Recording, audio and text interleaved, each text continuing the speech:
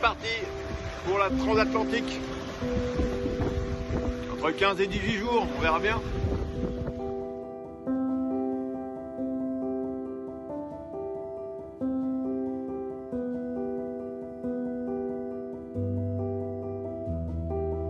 J'ai pu réaliser un vœu que j'avais de faire une transat.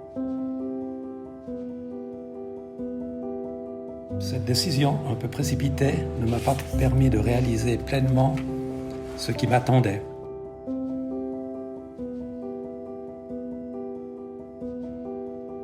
Malgré mes navigations côtières, je n'étais pas toujours à l'aise sur un bateau. Ce fut une expérience inoubliable d'affronter un milieu marin,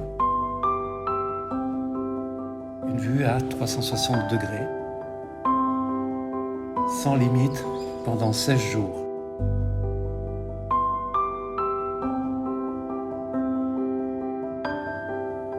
Le lever et le coucher du soleil et de la lune,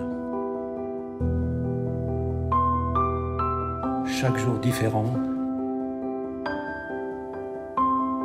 et une myriade d'étoiles sur notre tête. Nous avons affronté des grains. Je suis très heureux d'avoir fait cette transat dans un climat serein. Je me suis rendu compte que je préfère avoir les pieds sur terre. Je tiens à remercier Yann, avec qui j'ai pu partager ce vœu. Et bien sûr, Patrice et Eliane. J'ai pas les mots exacts pour vraiment dire tout ce que je ressens.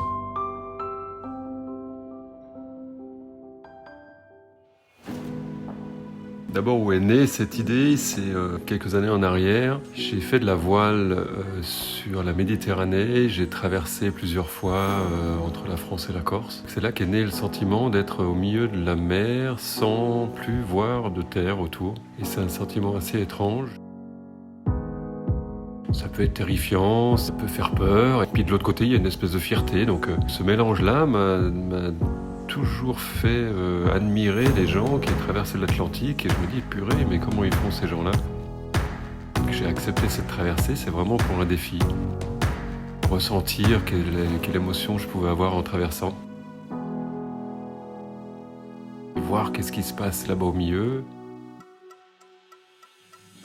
Ce que j'ai appris, c'est que la proximité avec les gens, la sécurité, longueur aussi, 15 jours de traversée, quand on peut jamais s'évader et pas sortir du bateau et pas trop bouger. C'est très très long, mais en fait ça passe assez rapidement quand même. La proximité avec les gens, du fait de la sécurité, est présente. On est quasiment en permanence attaché, on peut pas aller à l'avant du bateau, donc on est vraiment au huis clos derrière dans le carré. Ça s'est bien passé, mais de temps en temps il faut serrer un peu le poing parce que c'est pas toujours facile. Les décisions sont prises par le capitaine et c'est normal. Et c'est quand même quelque chose d'extraordinaire d'être au milieu de rien, d'une semaine de terre derrière nous et une semaine de terre devant nous. Au milieu de rien, au milieu de la nature, des vagues, des montagnes d'eau qui se déplacent, et il faut le voir pour le croire, il faut le voir pour le ressentir. C'est impressionnant de voir à 360 degrés autour, de voir comment se forment les nuages, comment passent les nuages. La nuit, les étoiles, la lune, qui sont des compagnons incroyables de route, des étoiles filantes, un ciel qu'on a rarement l'occasion de voir. Tellement il y a d'étoiles, et on a l'impression que c'est presque une masse indéterminée d'étoiles qui forment un espèce de plafond comme ça. C'est presque oppressant de voir toutes ces étoiles qu'il y a autour de nous. J'ai passé une très belle traversée, je me suis amusé à regarder toute cette nature et à ressentir le danger un peu. On ne sait pas si on va arriver au bout de cette transat, donc il y a aussi un peu de frisson. Et je crois que tout ce mélange de trucs, c'est quand même une grande motivation pour aller faire cette traversée.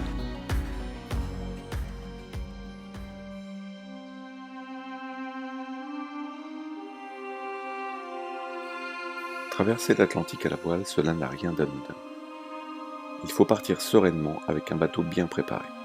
Comme skipper, il faut toujours anticiper et avoir une veille de chaque instant sur l'équipage, la météo, l'état de la mer et du voilier. Lorsqu'on est à des centaines voire des milliers de milles nautiques de la première côte, il faut pouvoir compter sur soi-même, sur le bateau et sur l'équipage. Me concernant, il s'agissait de ma 4e transatlantique, mais la première avec Niue et avec mes 2 équipiers. Malgré nos avaries des premiers mois, j'avais pris confiance en Niue et le connaissais suffisamment pour entreprendre cette traversée. En revanche, je n'avais jamais navigué ni avec Pierre-André ni avec Yann et savais qu'ils n'avaient tous deux qu'une petite expérience de navigation côtière.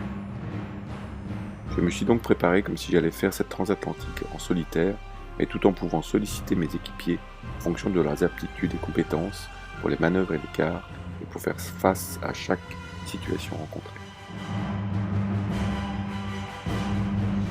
Vivre en vase clos dans un espace restreint à 3 personnes pendant 15 jours, sans vraiment pouvoir s'isoler, s'évader, marcher, courir et avec peu d'intimité, cela peut vite tourner au cauchemar si chacun n'y met pas du sien. Rester à l'écoute des besoins des autres et être conciliant et bienveillant sont indispensables pour réaliser une transatlantique dans de bonnes conditions. J'ai moi-même eu ce rêve de traverser l'Atlantique à la voile que j'ai réalisé il y a maintenant plus de 15 ans. Et je suis très heureux d'avoir permis à Pierre-André et Yann de réaliser le leur.